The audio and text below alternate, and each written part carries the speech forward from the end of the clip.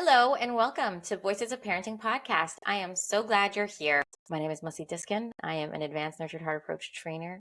I am a parenting coach. I am also an inner wealth coach, which means that I help people rediscover and connect to the people that they truly were all along, but may have gotten forgotten along the way. So to find out more about me and what I offer, you can check out mussidiskin.com, contact me through there, respond to this podcast, find me on social media. I would love to connect and I would love to hear your feedback. To sponsor a Voices of Parenting podcast episode, please reach out to energizinghearts@gmail.com. Thank you for being here, and I hope you enjoyed today's episode.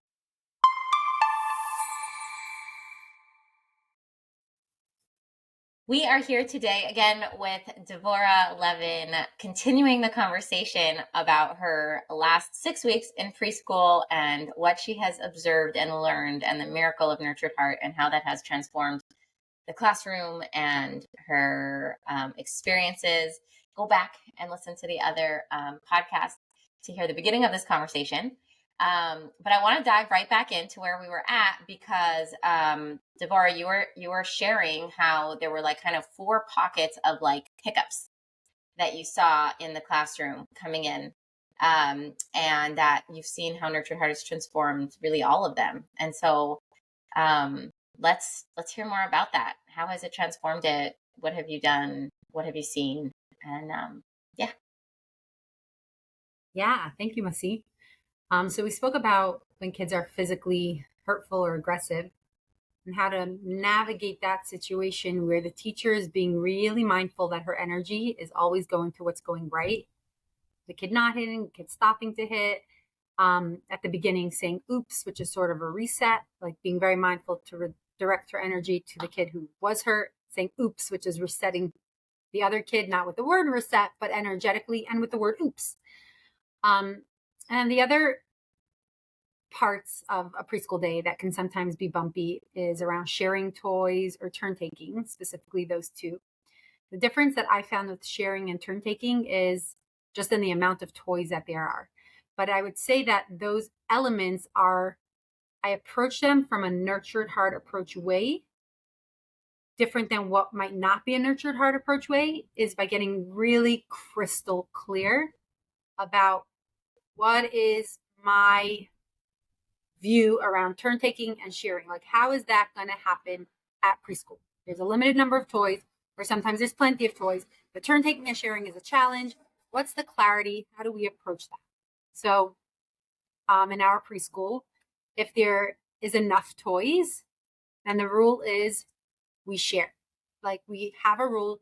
You can't say, you can't play. So one child is not allowed to tell another child, you can't play, and try to gather all the toys. Even if that child wants all the toys and the other child could go find a different toy, the rule is if there's a lot, we share. And I say, oh, there's a lot, we share. I would say having that clarity and the desire, the knowing that I need to have clarity around that for me comes from the nurture heart approach. We need to have clarity so that I can know when I'm recognizing the children for following the rule and when I'm energetically turning off or resetting a kid. So that's our clarity around sharing. If there's a lot, we just say it's a lot, we share. And then around turn taking is if there isn't, there's 1 or 2 dolls and there's not enough. So we say, oops, there's not enough.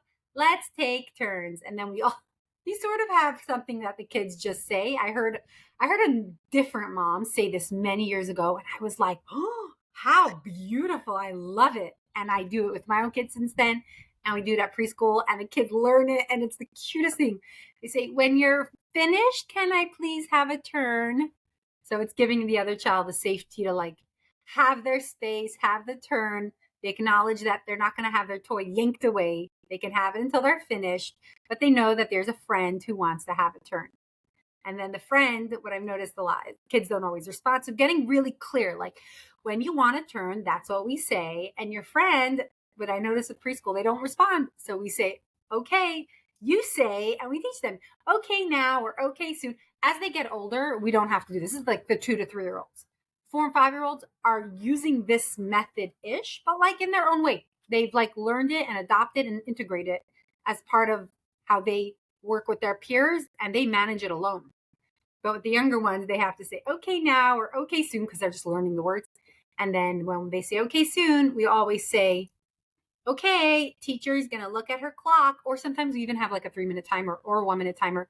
So there's that visual. So both parties just are super clear on what's happening. Like now they have it, and then soon the other kid will have it, but there's a timer, so you know the amount of time you have. It creates such a beautiful safety, and the kids are happy to take turns. And then they give it up. They'll give the toy away, and then they'll say a lot of times, when you're finished, can I please have a turn? And it's amazing. And so often kids will give it right away. A lot of times they don't say okay soon. They'll be like, okay now, and they just give it. Or they'll say okay soon, and they just drop the toy for their friend. And I said, okay soon? You did it okay now. So again, I don't think they understand the words, which is like part of the challenge with this age, and how we can help them so much by being energetically aligned, by making sure our energy is showing them when they're doing it right and when they're doing it wrong. And our energy is like, they're feeling so celebrated by us energetically showing up the right way when they're doing something right. Our words are so much less meaningful. They don't understand it in the same way. But when we're like, oh, wow, you did it, the energy is all around what they're doing right. And they feel so seen and happy and wanting to please and wanting to cooperate. Cleanup time is like, there's this one little boy. It's hard for him to listen, but like, he knows that cleanup time, when I turn on that cleanup song, I'm like, oh, right away. I saw Blink right away putting the toys in so quick. And he wants that. He wants that energy. A lot of times he's not listening or cooperating because he doesn't know that he's going to get the energy when he listens and cooperates. He thinks that he's not going to, or he's a pretty new kid. He's going to get the energy when he's not listening and not cooperating. So that's what he's doing. He really needs the energy. And he learned really quickly because you'll pick up, we do cleanup time enough throughout preschool, the preschool day. He picked up really quickly that the kids who are going to get my energy are the kids that are cleaning up. So he's like all about it. Okay, so before we move on to the last one, which is just in general, like following what the teacher says, do you have anything you're thinking? I experienced what you said about taking turns with them ending up giving it right away, and it's so fascinating to me. And what I've noticed, I've noticed the same thing. And what I've noticed is that actually two things. One is that they give it and then they say right away, can I have it when you're done? Also, like, can I have a turn? And it's almost like it's a power thing of like, ooh, like I want to be the one who's getting it next. Like it's not about the toy. It's not about playing with the toy. It's about learning socialization. It's about learning about relationships. It's about learning about where I belong and how important I am and how people view me and if they think about me and if they notice me and if they consider me. And it's all so fascinating and satisfying for their brains and their growth and their emotions to feel important and part of it and considered. And so when a kid is like, okay now, like here, and then is like, okay, can I have a turn when you're done? It's like they want to make sure that they'll get what they gave. Are you going to give me also? It's all about the turn taking. It's not at all about the toy. And it's just like the ability to give them that clarity around how to do it gives them the room to explore it and play with it and do it again and again and repeat it. And we know how kids love repetition of clarity and structure. It creates so much security. So giving them a way to navigate being important in a friendship and considering their friend, but it not meaning that they're not considered, and not being a pushover, but still being kind. Like we're giving them the ability to experience these things. And it's so, you see how they love to do it and how as soon as they have that clarity, they're excited. They're excited to give it up so that they can then have a turn next and do it again and again. So I totally experienced that. And then the other thing of like, just like being done with it, like, okay, later, and then done with it. Again, that power thing, when they feel that they don't have to give it because they are the one playing with it and they will be able to finish their turn, they already don't need it anymore. Okay, you can have it. They just needed to know that no one's grabbing it from them. They just needed to know that they're considered and that they're important and that they're allowed to have their turn. Like And then once you say, like, you can have it, it's your turn. When you're done your turn, then you're going to give it. Then it's like, oh, really? Okay, great. Here you go. And seeing that so clearly also like opens my heart so much to like the power we have to just, like you were saying in the last podcast, judge favorably and see them as good people and recognize that they're seeking the same things we're seeking: security, safety, belonging, importance, value, being valued, connection. Like, and just like, it's not about the thing. It's not about, because sometimes as adults, it's easy to see a fight about a doll and just be like, oh my gosh, there's 4 more dolls that are exactly the same. Why do you care about this doll? And taking that step back and recognizing that, wait, it's not about the doll. It's about my feelings and my right to have what I want when I want it, and my right to be considered and thought about. And if you consider me and value me, I will give you the doll. But first, I need to know that I'm not just being controlled and don't matter and have to just give up everything I want for you because you're more important than me. They like have this sense of like, where am I in the world? And do people know my worth? Because I am worthy. And like, they're so, like you said, simple, but, and yet it's beautiful. I love it. Okay. But you were going to tell us about another area of preschool. Before I move there, I wanted to share 2 other things. These are smaller things, but something that I was noticing a lot this week is one little girl, she'll be holding her 2 dolls, and then she'll want another little girl's dolls. Like, she just wants them. And I was also noticing that just me being clear and calm in myself as a teacher, like, she has her 2 dolls and that girl has those 2 dolls. And she's like, now I want those 2. And just being clear that,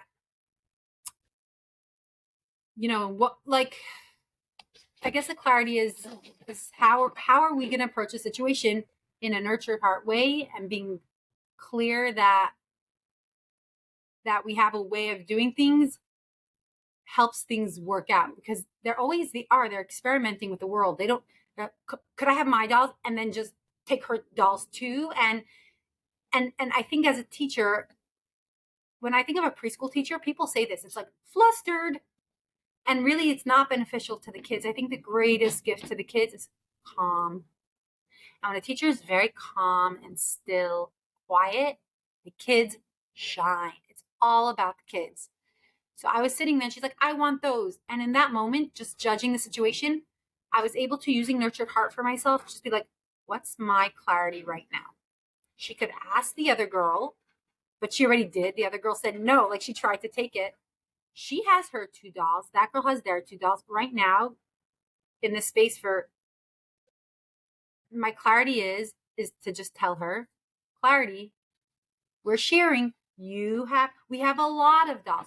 You have your dolls, and Sarah has her dolls. Please don't take Sarah's dolls. You have your dolls. Wow, I see you're not taking Sarah's dolls. You have your dolls. Like, whereas I could have easily, if I didn't go to a space of like, okay, what's my clarity here? I would start being like, oh, maybe we can switch now. And I would just, like, before dealing with the situation, I observed it. I saw that girl wanted her 2 dolls. She wasn't like, she didn't want to give it. And that girl had 2 dolls. And just say, okay, with clarity, what's the right way now for this situation for me?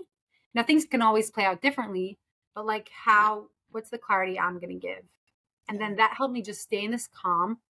The kids feel it. And they're just like, okay. And it was over so quick. So somehow also being just super calm on an individual level, moment by moment. It's not about like jumping onto the situation. It's like taking a step back, seeing what it is, what's the clarity for myself, and then reapproaching the situation. Now, sometimes it will play out differently. Could be that kid will drop the dolls and she could switch, but just being able to always remain in that, as a teacher, in the state of calm, because I'm thinking moment to moment, okay, what's my clarity now? Okay, what's my clarity now? What's my clarity now? And I'm going to only be showing up. I'm going to not be energizing the negative, and I'm going to be showing up positive. I'm going to be energizing the positive. One other example was this one little girl. Also, she was always tattletaling. Teacher, blank is taking the marker. That, like, the tattletaling is very common in preschool. Blank is doing this, blank is doing that. And I used to say, like, we take care of ourselves or something like that. And then I was reading in a different book is actually conscious discipline. I like reading everything, and it's funny how everything just supports, like, with nurtured heart as its foundation, everything is amazing. But without it, I think I'd be like, how do I do that technique? And how do everything's like techniques, like 20 skills for this. And I would just be like, oh, here it's like, no, it's your energy. Energize the positive and don't energize the negative, and clarity. So she was saying how adults can go to the police and say, like, someone is breaking into my house. And you wouldn't be like, oh, please take care of yourself. Don't tell me about what someone else is doing. Like, no, like, they have to know the adult is there to help them, and they have to be able to tell an adult about another kid. And they don't judge. They can't judge what's important and what's not. So the adult has to be able to welcome everything. And then when it's important, like Blank is chopping her friend's hair with the scissor, the adult has to step in. But if it's like Blank is touching the doll on the shelf, like, oh, so that's where energy comes into a huge place. So this little girl always, that Blank is touching the markers. Oh, and what are you doing now? You're playing with magnet tiles, and we just focus all the energy on what's, what she did wrong, what the way she was talking about her friend. That wasn't what we want to encourage. It gets no energy. But like, she's important and she's valuable, and I want to give her, she wants relationship and connection. I want to energize her. So we're going to do an active recognition of just noticing what is she doing. And so that was just another something. Yeah. But then Yeah. I just want to say that thing about being so calm and reflective and being able to ask yourself for clarity. First of all, that takes so much reflectiveness and presence of mind, first of all, and a regulation that I want to honor you with. But in addition, like we said, the kids are exploring. That's what they're doing. And so when they're asking, can I have her 2 dolls? Or they're saying, teacher, this is what's going on. They don't have bad intent. They're exploring. They're wondering, what's the answer? And by us getting clear first before we respond, and responding in line with the 3 stands, we're giving them the answer they're seeking. We're saying, no. Like, can I? No. Oh, thanks for answering me. Can I take all of the candy and all of the dolls and all of the toys and all of your attention and all of your time? No. Oh, good to know. Thanks for sharing. Like, why is it bad? They're wondering if it's okay or not. You have to teach them everything. They don't know. They were just born 2 years ago. They don't know yet if they can have everything or not, if they're allowed to scratch and bite and hit or not. They don't know yet. So they're asking a question. Let's answer them. You cannot, so that clarity is like exactly what they're seeking in the first place. And it gets so confusing and mumble jumbled for the future when they ask a question in this way of behavior or actually asking or whatever, and they get energy in response. They're like, whoa, I'm not allowed to ask. I'm not allowed to play. I'm not allowed to figure it out. I'm not allowed to explore, or like, wait, so like exploring gets this answer. Like, I don't know what's happening. Like, what even is happening? It's just confusing. I was just asking a question, So I love that energetically too. Okay. So we have a few more minutes. Do you want to delve into the last? The last one. The last one is also based around clarity. And this I was also doing a lot of thinking about because, when it comes to hiring teachers and new teachers at the very beginning, you want to know you're sending them in with basic skills to have for success. And Nurtured Heart is a journey. And we always do the Nurtured Heart approach training. But a lot of times at the beginning, they're like, give me something tangible. So figuring out like tangible methods all in the Nurtured Heart approach way can be something that they can play around with until they feel comfortable being more flexible and seeing how they'll manage different situations. So this, I'm on Instagram posting things about the programs that we do so that we can share it with the world so they can send children to our programs, because I think our programs are the absolute most incredible. You send your kid to one of our programs, it's a gift to them. It's a gift to all of us. So I follow on Instagram a lot of, I guess you would call them, I don't know what the word is, behavioral technicians or something. I don't know what the word is, but there's people who go to school, you go to get a degree in studying behavior and methodology, how to deal with different behaviors. And there's plenty that's in line with Nurtured Heart, plenty that's not. So it's wonderful to see little different practical, it's what I've noticed there. It's always about a quick, easy 1, 2, 3 to do, like do this and you'll have success. Do this and you won't. And they're not always noticing the energy underneath, but those are really helpful because I'm like, hey, that's right in line with Nurtured Heart. Let me try that out. So again, for clarity with the preschoolers, they're really, really like following a rule. Like what? Like right? Like they're coming from crying for food, and there's no sort of structure or routine. And this we're talking about with like 18 months to 2-year-olds, and of course the 3-year-old also, depending on how much what kind of routines and structures they've been in. But it's really about learning how to follow directions on the most basic level. So very often kids are not following directions just because they don't know. And then when they're not, kids this age not following directions is super important for their development. Like they're really like, what happens when I don't? Like they have to figure that out. So they're doing it very intentionally, almost someone might say oppositionally, but like they need to. They have to understand how things work. So this lady on Instagram was like, I'd call it 1, 2, 3 magic. 1, 2, 3. After I give the directive and I know the kid understood it, and whatever it was, I say, okay, now I'm gonna count to 3. 1, 2, 3, you or me. 1, 2, 3, you or me. You're doing it. Wow, you're doing it by yourself. And if they're not, then you say, okay, me, I'll help you. And you go over and you help the kid. Now I love that because it's giving clarity. And it's also when the kid is doing it, if they do it, like, wow, you don't just like, oh, great, you're following the rule. It's a give it. No, you show up like, wow, you're doing it. And if not, you say, okay, me, you're giving them clarity. I'll do it. And you literally, we're talking about little kids. You're walking over, preschool age, you're walking over to them. Let's say you said, I'll give one that probably, a lot of teachers struggle with. Let's say having a kid come to the circle time. You'll hold their hand and you'll walk to the circle time with them.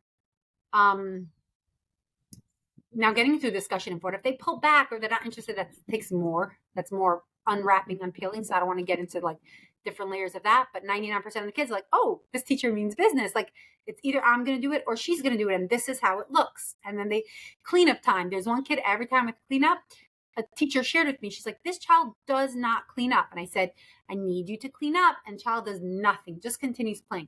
So I said, try it this way. And again, using nurture heart approaches, baby steps.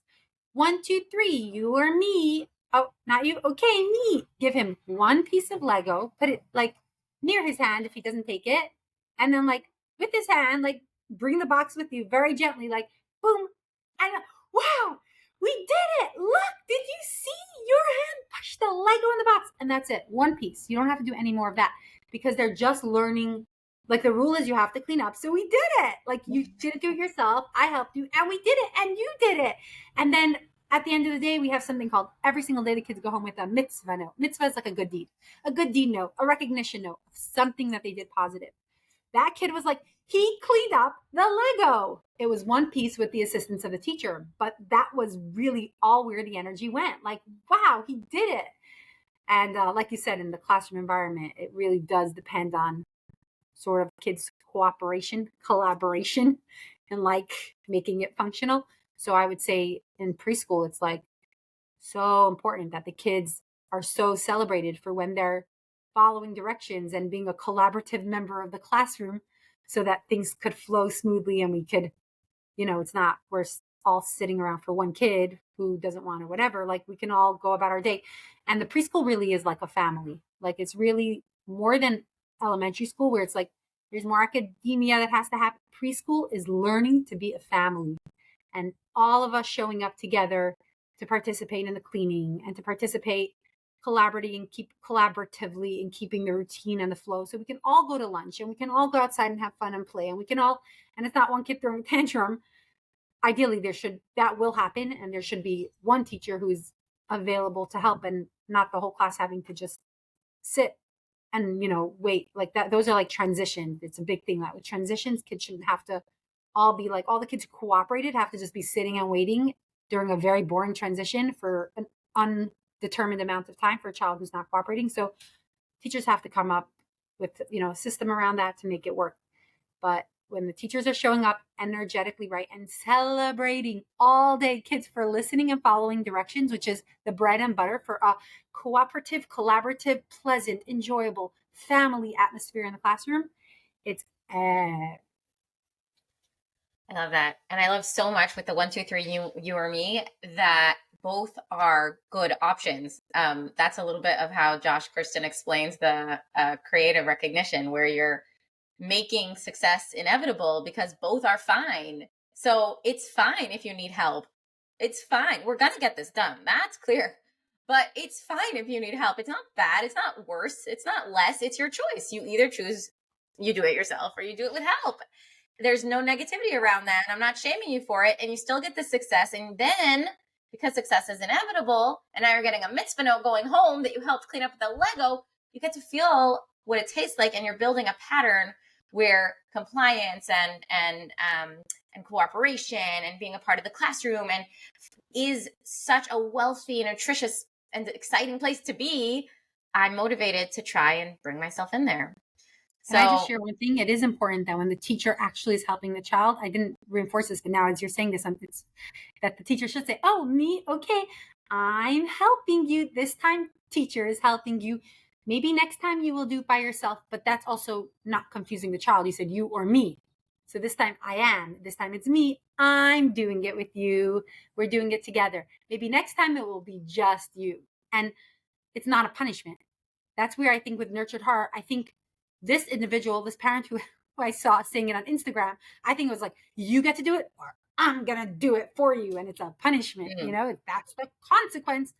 I don't see it that way at all. It's the clarity around, oh, this time I'm doing it with you, with even, dare I say, not turning your energy off completely, like less energy than if you're doing it by yourself. But like, okay, this time you're choosing that we're going to do it together, you know? If it's a choice, then it's a valid choice. If it's not a choice, it's not a choice. But if it's a choice, then you're still in a relationship because you haven't broken any rules. No broken rules. There you go. Yeah. No broken rules. All right, everybody. Well, if you want to reach Devorah, I'm going to put her contact information in the show notes. And Devorah, thank you for sharing your brilliant, organized, methodical brilliance of how to incorporate right side up energy, inner wealth, energizing, focus on the greatness in a classroom setting with little itty bitty ones, teaching them and reeling them in to the things that are so necessary for the rest of their schooling, really, in a way that's functional, practical, and implementable. I must see, I've done it with you. You should just know you're with me every day. Isn't that amazing? You taught me Nurtured Heart approach. I was sort of against it at the beginning, right? If you remember, you taught it for me. You encouraged me. You held my hand along the way. You encouraged me to become a trainer. You chair led me on all the way. And every moment that I'm doing it, I think of you. So you're with me every single day. Thank you. It's beautiful. All righty. Well, I love that I'm with you every day spiritually. And I also love that we also can be together, sometimes not spiritually, also physically. And I will see you soon. Hey, wait, don't go yet. Take a minute to find the beautiful quality that you have, that you appreciate about yourself.